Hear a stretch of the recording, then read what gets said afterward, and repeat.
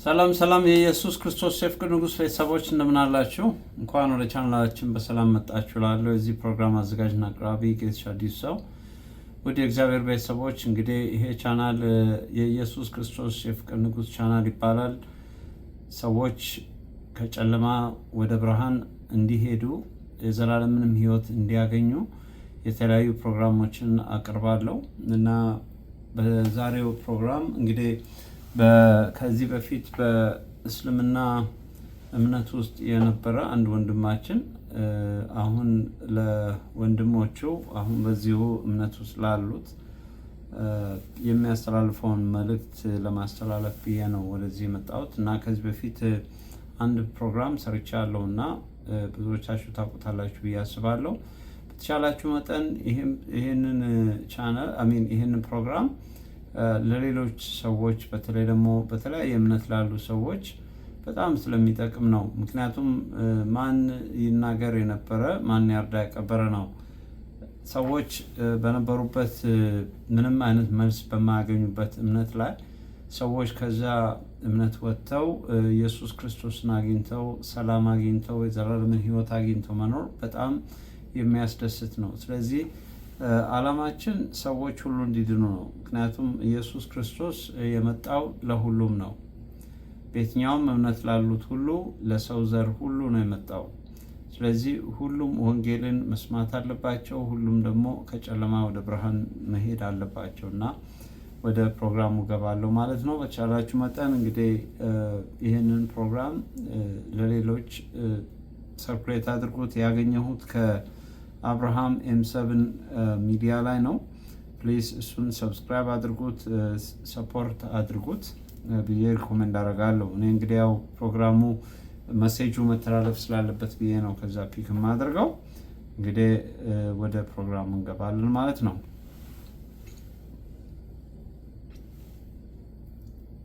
እነሱን ማጥፋት ስለነበረ ጌታ ይሁን ደረሰልኝ፣ ቀጠሮም ተሻረ። ክርስቶስ ወደ ቤታችን ሲመጣ እሱን ሲያገኝ እረፍት አገኘው፣ ተስፋ አገኘው። ኢየሱስ ክርስቶስ አና አርጅኡ ኢለይኩም አይዳ እመጣለሁ ለዘላለም ከኔ ጋር እንድትኖሩ ዳግመኛ ይወስዳችኋለሁ ያለው ለኔ ትልቁ ተስፋዬ ነው። ተሰቃይቻለሁ። ከዚህ ወንጌል በዛን ወቅት ሊገሉኝ ወጣቶች መጥተው ጌታን ተቀብሎ ይሄዳሉ። ሰው እውነትን ጌታ ከገባው እውነትን ከተረዳ ወንጌልን እሰብካለሁ ብሎ የሚወስን ከሆነ እውነታው ስቃዩን እካፈላለሁ ነው። እግዚአብሔር የአክራሪ ቤተሰቦች አሳልፎ ሰጠኝ። እናቴ፣ ወንድሞቼ፣ አሁን ያሉት ሙሉ በሙሉ ጓደኞቼ በጌታ ናቸው። ብዙ ሼኮች መጥተዋል። ጌታ ስሙ ይባረክ። ባለፈው 2 ሳምንት 91 ሰው ነው ጌታን የተቀበለ። አስቸኳይ መግለጫ ተባለ። በህይወት ብዙዎቹ ስለዳኑ አብዶ የሚባል ሰው በኢትዮጵያ ውስጥ የሚኖር በኦሮሚያ ክልላዊ መንግስት ውስጥ የሚኖር የአርሲ አክሰንት የሚናገር ሰው ቶሎ በዚህ ሳምንት እንድትገርም የሚያጠፋኝ መሳሪያ ይዞ መጥቶ አንድ ቀን 18 ሼኮች ነው ጌታን ሊቀበሉ ሳይሆን ለመማር ለመከራከር የመጡት። ከሞት ሞት ቤተሰቦች ሰላም ሁኑ ብዬ ስሚያቸው ነው የሚሄድ። የኔ ወገን ክርስቶስ ብቻ ከኔ ጋር ማንም የለም።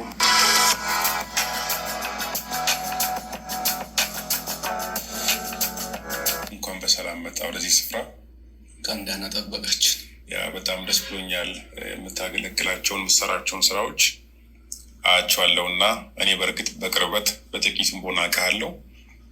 ነገር ግን ይህንን ቪዲዮ ለሚመለከቱ ሰዎች፣ ለዚህ ቻናል ቤተሰብ ለሆኑ ወገኖች እንዲሁም ለሌሎች ራስን በጥቂቱ ብታስተዋውቀን በዚህ ብንጀምር መልካም ነው። ጥሩ። እኔ አብዶ እባላለሁ። የመጣሁት ከእስላሙ ማህበረሰብ ነው የዳንኩት ማለት ነው። አሁንም የሚያገለግለው የሚሰራው ይሄ ታላቁን ተልእኮ የእውነቱ የሆነውን ወንጌልን ለእስላሙ ማህበረሰብ የኔ ጓደኞቼ አብረን እዛ የነበርነው ሰዎች ወደ እውነቱ ወደ ብርሃኑ እንዲመጡ ነው እየሰራ ያለው ማለት ነው። ይሄን ይመስላል። ያ እንደው ጓደኞቼ ስላልክኝ እስላም ሆኖ አሁን አንተ ከእስልምና ወጥታል፣ ክርስትና ውስጥ ነው ያለኸው። እስልምና ውስጥ ያሉ ወዳጆች ከእስልምና ያልወጡ ጓደኞች አሉክ? አሉኝ፣ በጣም አሉኝ። በጣት የሚቆጠሩ አይደለም እዛ ያሉት፣ በብዙ የሚቆጠሩ ሰዎች አሉ እና እነሱ ሲድኑ በህይወት እያለው እነሱ ሲድኑ ምኞቴ ነው፣ ፍላጎቴም ነው። እንግዲህ እዛ በነበርኩ ጊዜ አብረን በጣም የምንዋደድ ሰዎች አሉ፣ በአንድም በሌላው ደግሞ የምንታወቁ ሰዎች አሉ። እዛው ተስፋ የሌለው እዛ ሆኖ ስለ ጀነት ሀል ደከልተል ጀነህ ብለህ ብትጠይቀው ወላሁ አዕለም የሚሉ ነገር ግን ብዙ እውቀት ያላቸው ስለ እስልምና ጥልቅ እውቀት ያላቸው ነገር ግን ተስፋ የሌሉ ስለ ጀነት ተስፋ የሌሉ የነፍሳቸው ፍላጎት አሁንም መልስ ያላገኘሁበት ስፍራ ያሉ ሰዎች አሉኝ። ጓደኞቼ እንዲመጡ ደግሞ ተግቼ ጸልያለሁ። ደግሞም ለነሱ ይሄ ብርሃን የሆነውን ኢየሱስን መሲሁን እናገራቸዋል ማለት ነው። አሜን። ይህን ጥያቄ ያነሳውበት ምክንያት ብዙ ጊዜ ሰዎች ከነበሩበት ሃይማኖት ሲወጡ በፊት የነበራቸው ጓደኝነት፣ ወዳጅነት፣ አብሮ መብላት፣ አብሮ መጠጣት ይቀራልና እንደው በክፉ ይፈላለጋሉ። በዋናነትም እኔ አጋጥሞኝ ስለሚያውቅ አንዳንድ ሰዎች ከሆነ ሃይማኖት ሲቀይሩ እንደ ጠላት ይታያሉ። ወዳጅ የነበሩ ሰዎች ለሌላ ለክፉ ነገር ይፈልጋሉ እና ምናልባት እንደዛም እንዳይሆን በሚል ሀሳብ ነው ጓደኞች አሉ ወይ ብዬ የጠየቅኩ። አለው ሰውን ለማጥፋት አይፈልግም። በውስጡ ያለው ይሁን የሚገፋቸው ነገር በውስጣቸው ስላለው ነው ለዚህ የምነሳሱ። አሁንም እንደዛው ነኝ። ወንድሞቼ የሚያከብራቸው ሰዎች በዚህ አሁን ባልከው ይፈልጉኛል፣ በጣም ነው የሚፈልጉኝና ወዳቸዋለሁ። ምክንያቱም እኔም እዛ ብኖር ኖረው እንደዚሁ ነው ሌሎቹ የሚፈልጉ። እኔም ደግሞ አጥፊው ሰው ነበርኩኝ። እዛ በነበርኩ ጊዜ መጽሐፍ ቅዱስን አጠናለሁ፣ በጣም አነባለሁ። በተለይም የኦሮሞኛ መጽሐፍ ቅዱስ፣ አማርኛን አልችልም ነበር። የአርሲ ልጅ ነው፣ አርሲ ተወልጄ ያደግኩ ሰው ነኝና አርሲ ኤሪያ እናሆነኝና አማርኛን አልችልም ነበር በጭራሽ። ጆሮህን ቆርጣለሁ ብትለኝ ነበር በጭራሽ አልችለውም ነበር። እና ኢየሱስን አገኘው። ኢየሱስ ቤታችን ሲገባ አማርኛ መጣልኝ እና አሁን አማርኛ ኮልታፋ ቢሆንም ሚሴጁ ሰው ጋር ይሄዳል፣ በደንብ ይገባል። የምናገረው ምን እያለ ነው አልተረዳውም ብሎት በደንብ ይረዳሉ ብዬ ተስፋ አደርጋለሁም። ስለዚህ እዛ በነበርኩ ጊዜ መጽሐፍ ቅዱስን በጣም አጠናለሁ፣ ክርስቲያኖቹን አሳድዳለሁ። ምንም አድርጎኝ አይደለም፣ ምንም ስላደረጉኝ ሳይሆን እንደውም ያ ብቻ አይደለም። ታላቅ ወንድሜ በ87 ዓመተ ምህረት 87 ዓመተ ምህረት በጌታ ነበር፣ ጌታን አግኝቶ ነበረ እና አባታችን በ85 ነው ከዚህ ዓለም በሞት የተለየን።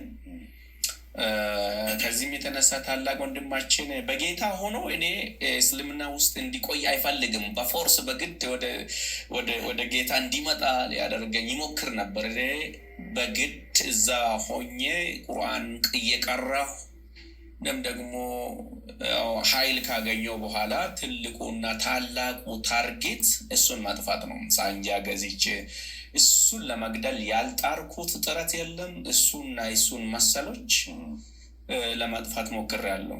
ብቻ አይደለም እኔ በእስልምና ውስጥ በነበርኩ ጊዜ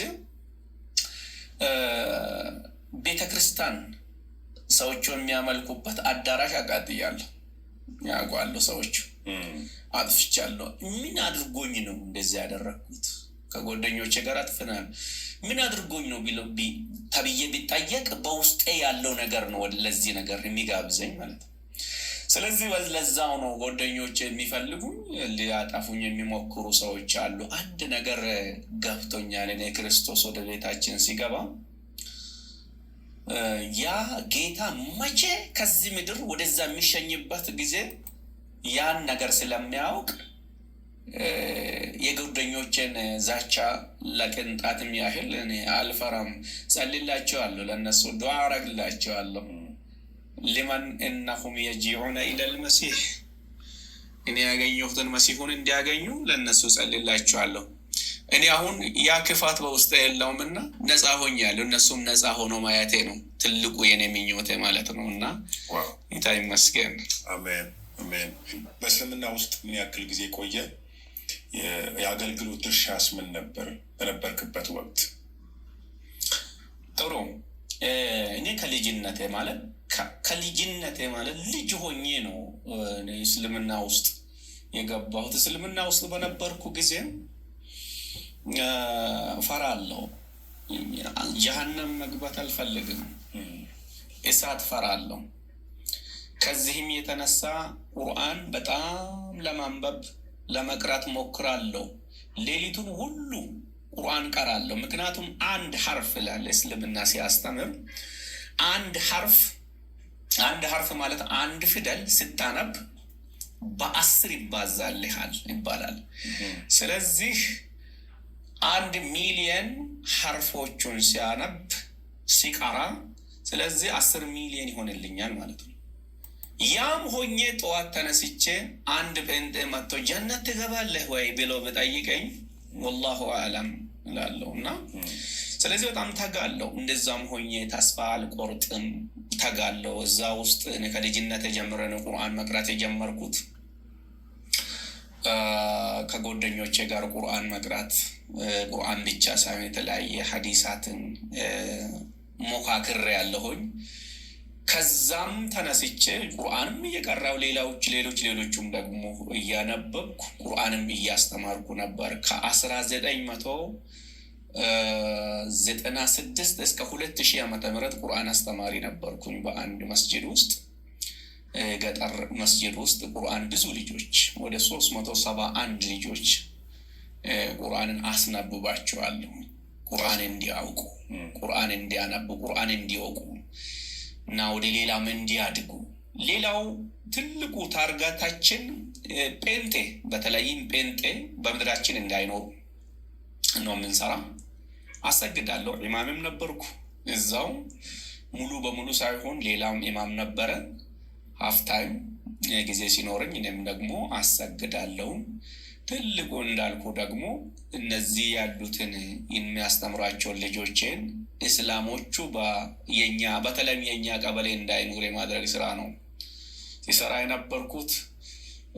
በጥላቻ ብቻ ሳይሆን በመጽሐፋቸውን እያነበብን አታክ የማድረግ ስራ ነው ስንሰራ የነበር።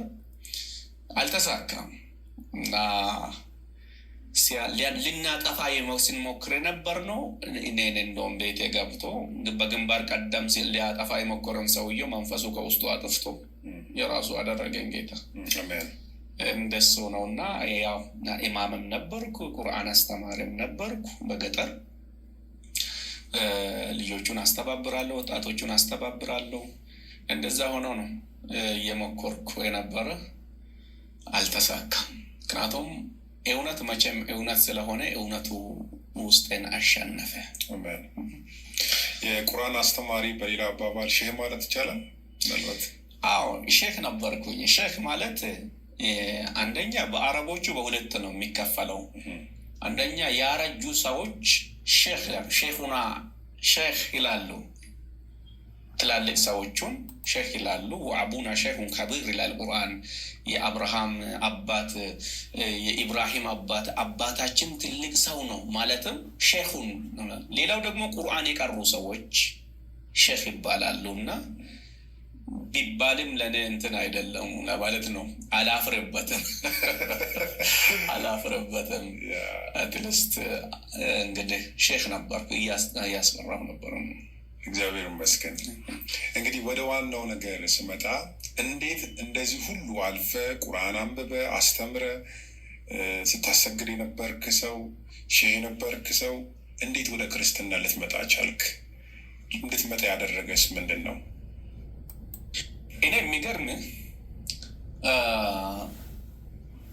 አንድ ቀን ክርስቲያን ሆናለሁ ብዬ አስብም አላቅም። ክርስቲያን ከምድራችን ይጠፋል የሚል ነው በውስጥ ያለው። ሂልሜም እንደዛው ነበር።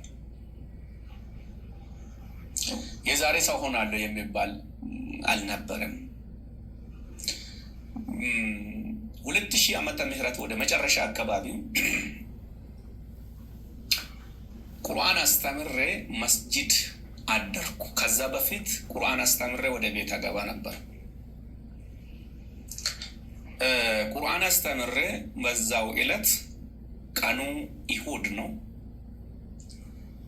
ቁርአን እንትን አስተምሬ ተኛው። እዛው እራት ሰጡኝና እዛው መስጂድ እዛው ተኛው። ተኝቼ ሊነጋ ሲል ከሌሊቱ 11 ሰዓት እንግዲህ ሊነጋ ሲል ከአንድ ድንጋይ ጋር እነጋገራለሁ በሂልሜ። በአጭሩ እኔ ወደ ጌታ የመጣው ክርስቶስ ያገኘው በሂልም ነው እንጂ ማንም እኔ ጋር መጥቶ መጽሐፍ ነግሮኝ ኢየሱስ ያድናል ብሎኝ አይደለም። እኔ ራሴ ነግራለሁ እሱም በኋላ እና በሂልሜ ድንጋይ የሚያውቀው ድንጋይ ይመስለኛል፣ ግን ድንጋይ ነው። በየትኛው ቋንቋ ነው የሚያናግርህ ብለህ ብትጠይቅ አላውቅም። አሁን መልስ ልሰጥህ አልችልም። ለሚሰሙኝም ደግሞ መልስ ልሰጣቸው አልችልም። በሌላ ዓለም እና መጣብኝ ድንጋዩ በአንድ ሜዳ ውስጥ። በሂልሜ ነው፣ መስጂድ ውስጥ ነኝ ያለሁት። ሜዳው የሚታወቅ ሜዳ ነው እና ድንጋዩ መጣብኝና ጥያቄ ጠየቀኝ። ጎደኛ የሚመስል ድንጋይ ሀል አዕረፍተ ልቁርአን አለኝ። ቁርአን ታውቃለህ ብሎ ጠየቀኝ። አዎ እኔ አረፍቱ አልኩት። አዎ በጣም አውቃለሁ አልኩት። ኦኬ እንታቅ ከሆነ ወደ ጀነት የሚያስገባ በር ማን ነው ብሎ ጠየቀ። እኔም ነቢዩ ሙሐመድ ነው ሰላዋቱላሂ ወሰላሙ ረቢ አለይህ አልኩት። ሰላምና ሰላት በሳቸው ላይ ይሁንና ነቢዩ ሙሐመድ ነው አልኩት። እሳቸው በቁርአን ውስጥ እኔ የጀነት መንገድ ነኝ ብሏል ወይ ብሎ አለኝ ድንጋዩ። አዎ አልኩት። አሳየኝ አለኝ ድንጋዩ። ቁርአን ይዣለሁ። ፈታተሽኩ፣ ቁርአንን ገለባበጥኩ፣ ፈለግኩ፣ አላገኘሁም። የለም በኢልሜ እኮ ነው የምነግርህ። ሁለተኛ ጠየቀ። ሀል አዕረፍተል ቁርአን፣ ቁርአን ታውቃለህ ወይ አለኝ። አዎ አልኩት። ግን ከመጀመሪያ ትንሽ ረገብ ብዬ ማለት ነው። የመጀመሪያው መልሱ ጥያቄ ስላጣሁለት ኢሳ ማን ነው ብሎ ይጠይቀኛል። ለእኔ በሚገባኝ ቋንቋ እንደኔ የሚበላ ነው አሳው የሚጠጣ ምናምን ማለት ስንሰደብ ነበር ነው። ያንኑ ድሮ እንለዋለን በእኛ አካባቢ ኢየሱስ እንጂ ለነማ ረቢ ሞት ያለማ እንዘምርለት ነበር ማለት እንዘምርበት ነበር። አልዘመርንለትም፣ ዘመርንበት እንጂ ምን ማለት ነው? ኢየሱስ እንጂ ለነማ ጴንጦች የሚሉት ኢየሱስ ሰው ነው፣ አላህ ደግሞ የዓለማት ጌታ ነው ብለን ስንዘምር ኦሮሞኛ ግጥሙ ይገባል ይሳካልና እንደዛው ነው ማለት። ቁርአን እየቀራል የኛ 371 ልጆቼ ወደ መንደሩ ይባተናል። ይህን ዝማሬ እየዘመሩ ነሺዳ ማለት ነው እየነሻሉ ይዞራሉ። በጣም ቀውጢ ይፈጥራሉ። እንደዛ እያልን የነበር ኢየሱስ ሰው ነው ምናምን ብዬ መለስኩለት ለድንጋዩ። ከዛ በኋላ ቃል እንደሆነ አታውቅም አለኝ። ሌሎቹ ከሰው ዘር እየተፈጠሩ ናቸው አታውቅም እንደ አልመሲህ ኢየሱስ ማለት ኢሳ ቃል እንደነበረ አይ አይደለም አልኩት። ከዛ ነገረኝ። ለእኔ በሚገባኝ ከቁርአን ነው ነገረኝ፣ ከመጽሐፍ ቅዱስ አይደለም። ድንጋዩ ማለት ነው። إذ قال الله يا أهل الكتاب لا تغلوا في دينكم ولا تقولوا على الله إلا الحق إنما المسيح عيسى بن مريم رسول الله وكلمته ألقاها إلى مريم وروح منه فآمنوا بالله ورسوله ولا تقولوا ثلاثة انتهوا خير لكم إنما الله إله واحد سبحانه أن يكون له ولد له ما في السماوات وما في الأرض وكفى بالله وكيلا إلى القرآن أهون ينببكت سورة عرض قرآن ما تصبع عندنا وكلمته ألقاها إلى مريم قالوا كإرسو يوون ودى مريم يتقالوا قال إلى إرسوكم مريم يرقزتش قالوا نو بلوز دنقتكم لا ساتر الله 16 ጥያቄ ነው ተጠየቁት በድንጋይ ለ16ቱ ጥያቄ 0.5 መልስ አላገኘሁለት وبعد ذلك ሁለተኛ ያ መስጊድ ሆነ ጨለማን እንዳታስተምር አለኝ ጨለማ ድንጋይ ነው በእያንዳንዱ ጥያቄ ሲጠይቀኝ መልስ አላገኘሁለትም ነበር ፈርቻለሁ እና ወደዛ ሄደ የጨለማ መንገድ ታስተምርልህ ወዮልዋ ምናምን ስለኝ እሺ ስለኝ እሺ አልኩት ከዛ ድንጋይ ወደ ሰማይ ሄደ ወደ ጥልቅ ገባ አላየውም ከኔ ተለየው እኔም ወዳው ብንን ብዬ ከእንቅልፍ ሲነቃ ለካ ህልም ነው በጣም ደንግጫለሁ ተንቀጥቅጫለሁ ላበላብ ሆኛለሁ አላህ ወይ ዛሬ ምን መጣብኝ ብዬ የገጠር ልጅ ነኝ የእጅ ባትሪ ወስጄ ቁርአን ወስጄ ሰላት ደርሷል የሱቢ ሰላት ከመስጂድ በስተጀርባ ሄጄ ማየት ጀመርኩ ቁርአን ራሴን ጠየቅኩት ምንድነው እስከ ዛሬ የት ነበርኩ ድንጋዩ ማን እንደሆነ አላወቅኩም ስቲል አላወቅኩም ድንጋዩ ነው ኢየሱስ ነው ምናምን የሚባለው ነገር ነገረኝ ውስጤን ብቻ ባዶ አርጎኝ ነው ሄደ ከዛ በዛው ንጋት ሰዓት አካባቢ እስልምና በጣም ሲወደው የነበርኩ ሰው በዛው ልክ ከውስጤ ወጣ እና ፊቴን ብቻ ታጠብኩ ሰገደን ሱቢ ከዛ ገባ ወደ ቤቴ በዚህ መካከል ምነግራችሁ ብዙ ነበረ ሰዓቱ እንትን ስለሌለም ወደ ቤቴ ገባሁኝ የኛ ሰፈር ጎረቤቶቻችን ቡና እየጠጡ ነበርና ከዛ ያየሁት ያናገረኝ ስለ ህልሙ ተረኩላችሁ ሲገርፈኝ የነበረው ታላቅ ወንድሜ በጌታ የነበረው ያኛል ዝም ብሎ እኔ ነግሯል ድንጋዩ ጠይቆኝ መልስ አጣሁለትና አልመሲህ ኢሳ ደግሞ ቃል እንደሆነ አታውቅም ምንም ፍርሃትና ምን የሚባል ነገር የለም እንግዲህ ለኔ ህልም ነው ህልሙን ነው እየነገርኩ ያለው ስቲል እስላም ነኝ እስከዛ ሰዓት ብሎ አለው አላወቅኩማ ድንጋዩ ራሱን አልነገረኝም ወንድሜ ጠላት ነው ለኔ ሊገለው ምቹ ሁኔታ እየፈለኩ ያለሁ ጊዜ ነበርና ክርስቲያን ስለሆነ ክርስቲያን ብቻ አይደለም የክርስትናም ህይወት አላስተማረኝም አንድም ቀን እንዲገባኝ ነግሮኝ አያውቅም እሱ ምንድነው ሆነ አመድ አለ በገር Even though I walk through the valley of the shadow of death, I will fear no evil. For you are with me, your rod and your staff, they comfort me. That is my hope. That is my confidence. That is my comfort. እነሱን ማጥፋት ስለነበረ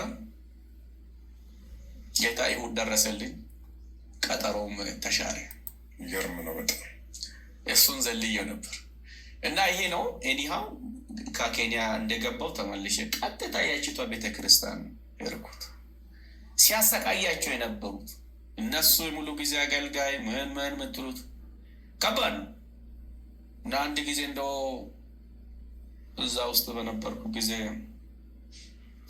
አለ የሆነ ፍልስፍና ነገር በአሁኑም ጊዜ እኔ የሚጠይቁኝ እና ሄድኩት ወደ አንድ ጓደኛችን ክርስቲያን ነች። አብረን ኑሮ አብረን ከብት እንጠብቃለን እና ጎረቤታችን ነች እና ሄድኩ።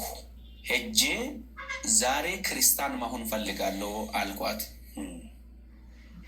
ክርስቲያን መሆን ፈልጋለሁ ብለህ መጣ? ጌታ ሆይ ተመስገን አለች ልጅቷ እና አመሰገነች። እና ከዛ በኋላ አንድ ጥያቄ ብቻ ልጠይቅሽና የፈለግኩን ጥያቄ ጠይቅኛለች። ክርስቲያን ሆኑ የሚል አለ ወይ የሚል ጥያቄ ልጠየቅኩት። አዎ 100 ቦታ አለ። አንዱን ብቻ አሳይኝ አልኳት። ፈልጋ አጣችና ምን አይነት ሰይጣን ቤታችን መጣ አለችኝ።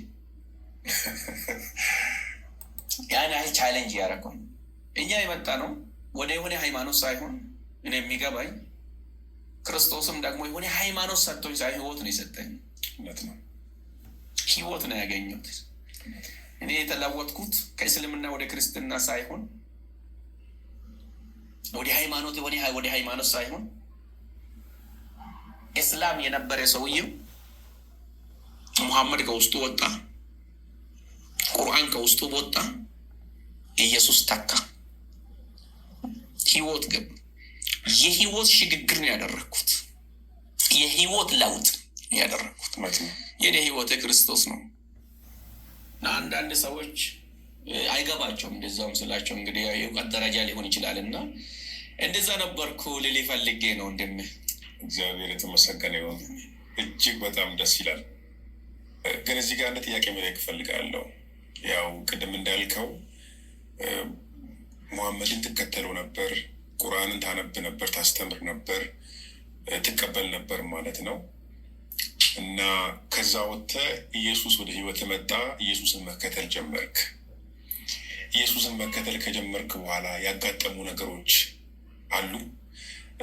በዋናነትም ቻሌንጆች ማለት ነው። አንዳንድ ጊዜ ብዙ ፈተናዎች የሚገጥማቸው ሰዎች አግኝቻቸው አውቃለሁ። እና አንተንስ ምን አይነት ነገር አጋጠመ? በምን አይነት ነገር ውስጥ አለፍክ?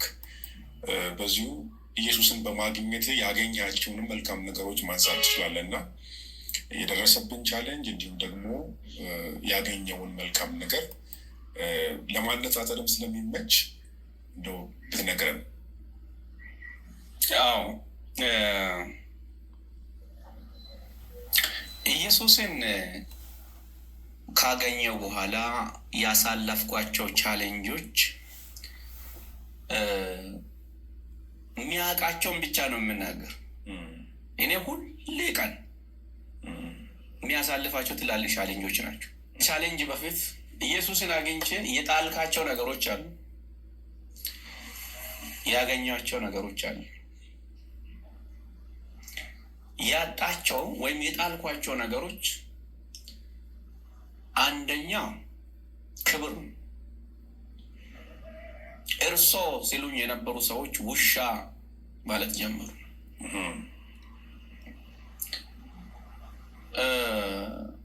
እዛ በነበርኩ ጊዜ በየወሩ የሚያገኛት ነገር አለ፣ በየአመቱ ደግሞ የሚያገኛቸው ነገሮች አሉ። ክብርም አለ፣ ገንዘብ ነበረ፣ የሚገኙ ነገሮች አሉ። አጣቸው።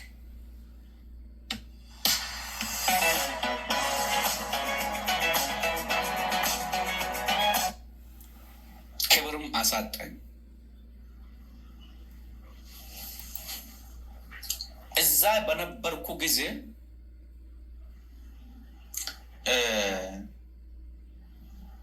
ሰው አንተ ሲለኝ ከባድ አይሆንም። ለአንድ ሼህ አንተ አትለውም። በእኛ አካባቢ ማለት ወደ አርሲ አካባቢ አይለም። ወደ ሀረርጌ አካባቢ አንተ ትሉ ምን ችግር የለም። እዛ ወደ ምስራቅ አካባቢ ምን ችግር የለም። ከበሬታ አጣም፣ ገንዘብ አጣም፣ ግብዣ አጣው። ይህ ሁሉ የሚለብሰው የሚበላ የሚጠጣ ነገር ሁሉ አጣው። አብሽር የሚለኝ ሰዎቹም አጣው፣ አላገኘውም። ያገኘሁት አንድ ብቻ ነው፣ ዘላለማዊ እረፍት ያገኘው። ቅድም እንደተናገርኩት ጀነት ለመግባት ስጥር የነበረው ሰው በዛው ሁሉ ህይወት የሌለው ተስፋ የሌለው ሰው ኢየሱስን ካገኘው በኋላ ቁሳዊ የሚታዩ ነገሮችን ሁሉ አሳጥቶኝ ዘላለማዊ እረፍት ብቻ ሰጠኝ እና ክርስቶስን አገኘው። ሌላ ከላይ የሚታዩ ነገር ሁሉ አጣው። ሰዎች ይጠይቁኛል፣ ስንት ነው የሚከፍሉ ይሉኛል። እኔ በየደቂቃ ነው የሚከፈለኝ ይላቸዋል። በየደቂቃ ነው የሚከፍሉ? የአጭቷን ወሮ ይዞ በመንደር በየደቂቃ እኮ ነው የሚከፈልለት ይላል። እኔ የተከፈለኝ ደግሞ ዋጋ ነው እየነገርኳቸው ያለ። እኔ አጣውቁ ፓንት እስከሌለኝ ድረስ ደርሻለሁ። አንዷን ጫማ ለ3 ዓመት፣ አንድ ካልሲ ለ1 ዓመት የሰው ቤት መግባት አይቻልም። ዚ ቻሌንጅ ለኔ ግን እንደዛ ሆኜ ፊት ለፊትን አየዋለሁ። ፊት ለፊትን አየዋለሁ፣ እመለከታለሁ። በዛ እንደማልቀጥል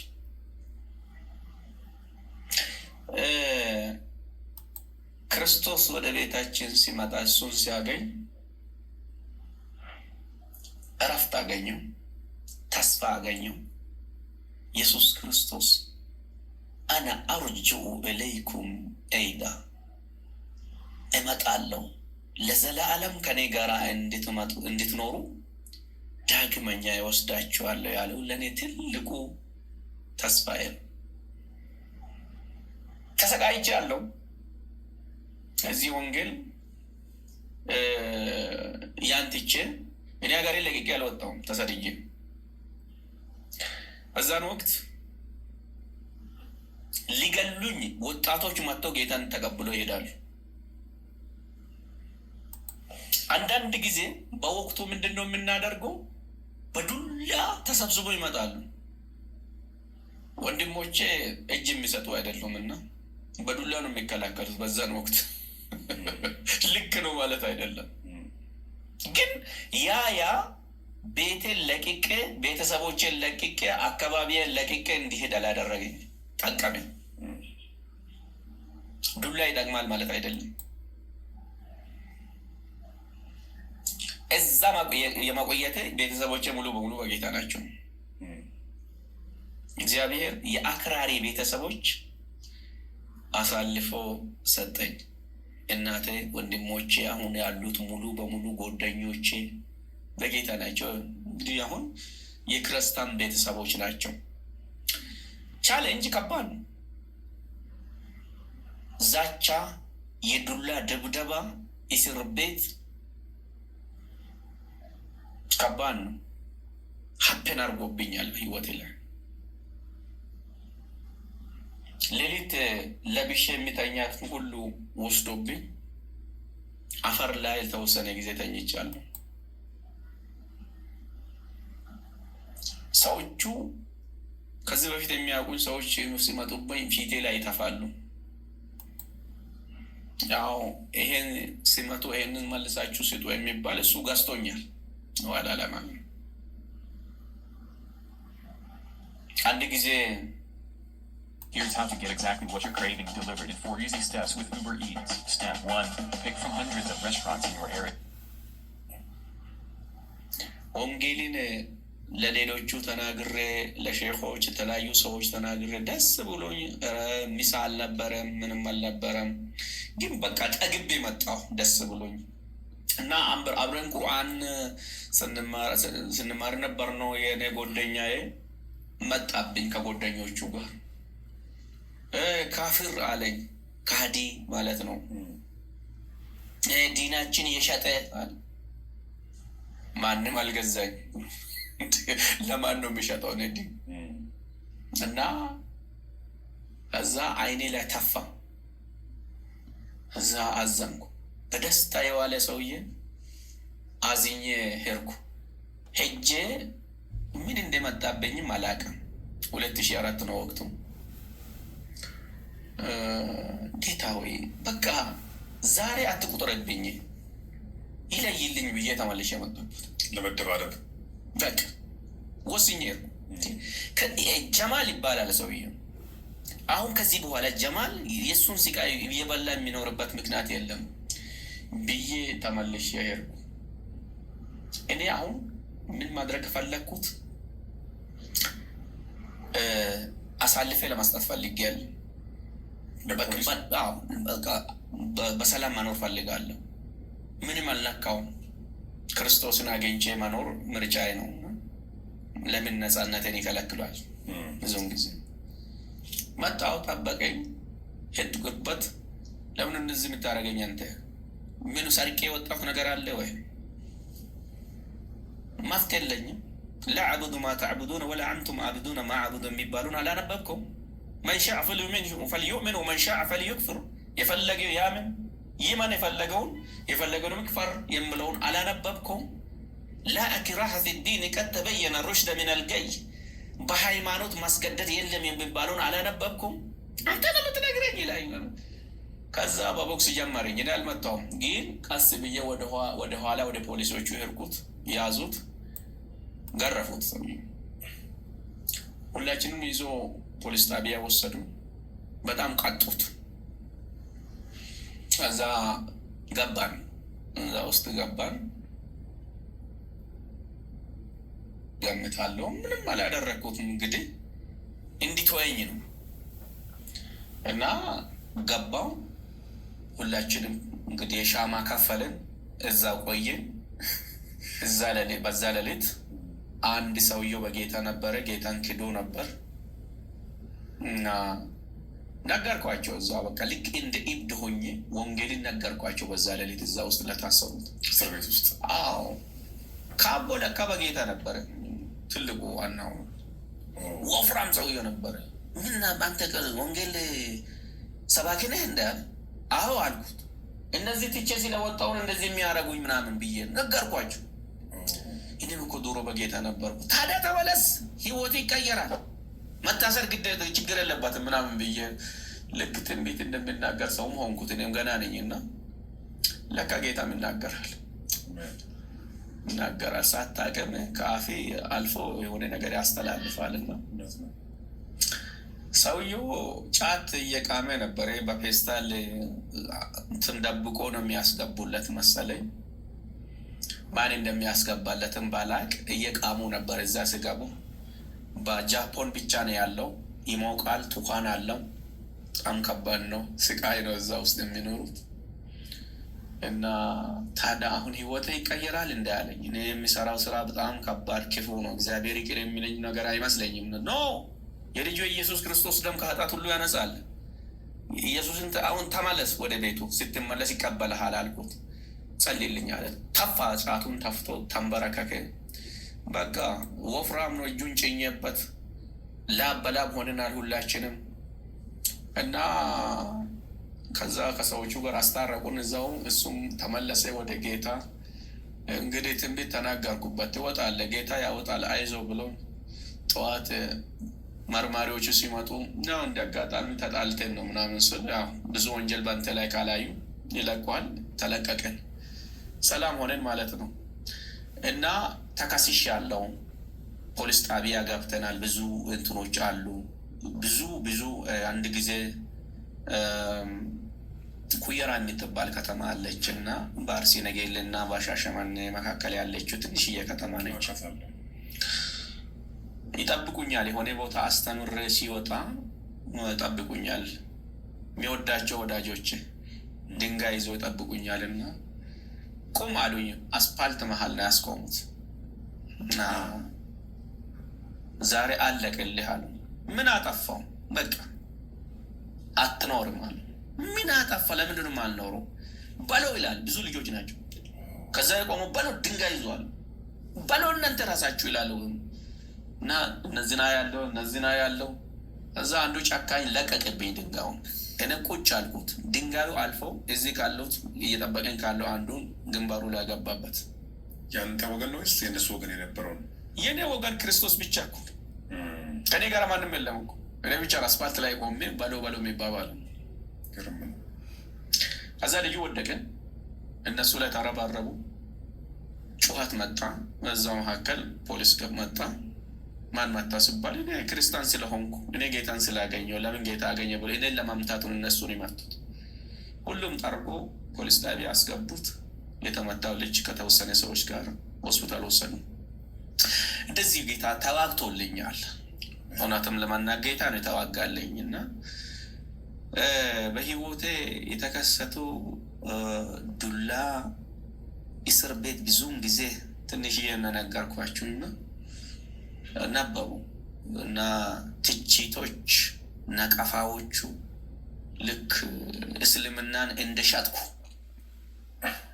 እንደሚከፈለኝ የሆነ ነገር እንደሚከፈለኝ በቃ ገንዘብ በገንዘብ እንደሆን ጴንጤ ቤት ብዙ ገንዘብ እንዳለ ያስባሉ ወንድሞችን ወገኖቻችን።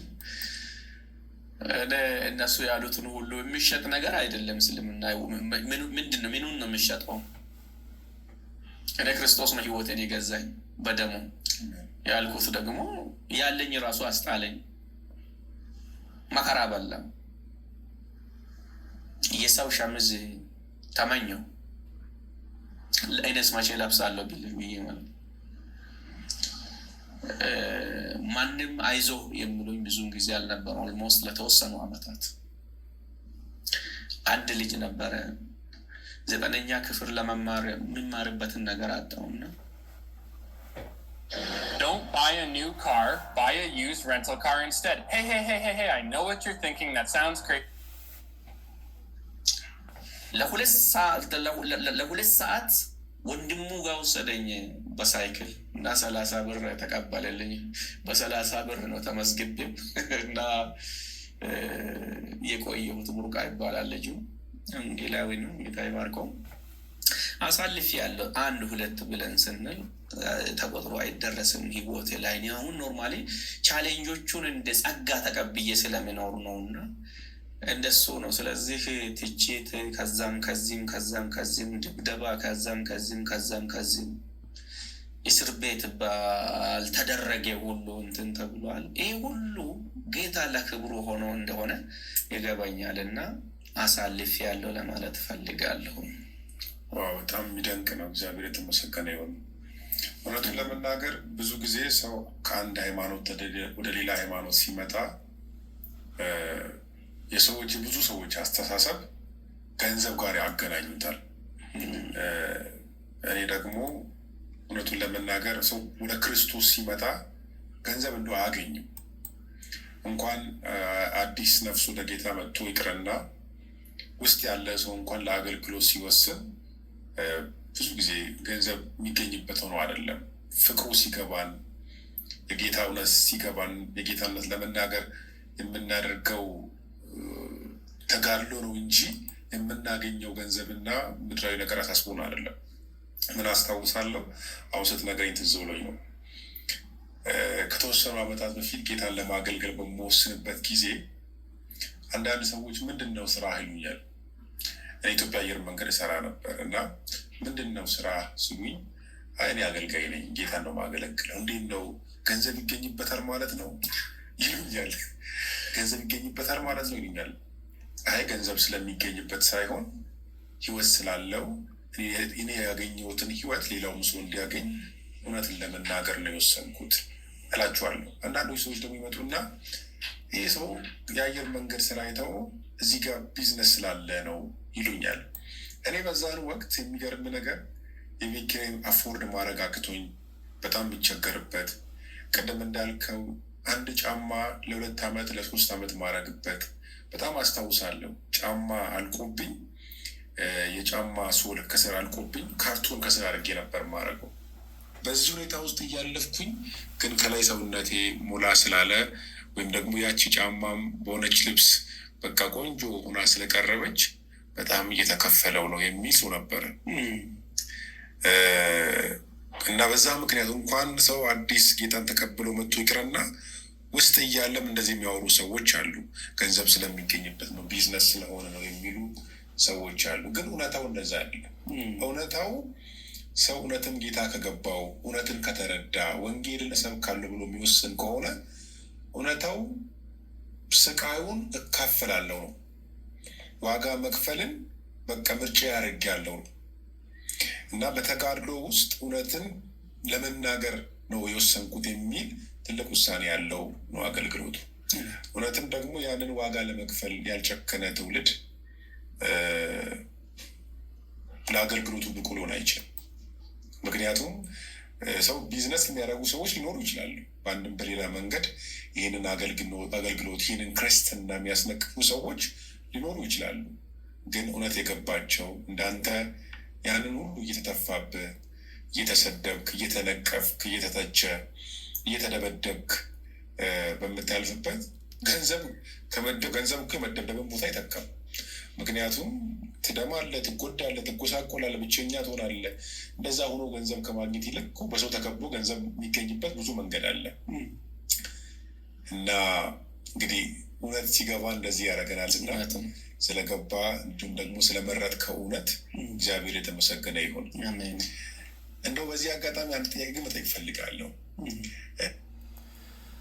ውድ የእግዚአብሔር ቤተሰቦች እንግዲህ ቀሪውን ቀደም እንዳልኳችሁ ከአብርሃም ኤም7 ሚዲያ ልትከታተሉ ትችላላችሁ። እንግዲህ እኔ ዋና የፈለግኩበት መሴጅ ያው ለማስተላለፍ ነው።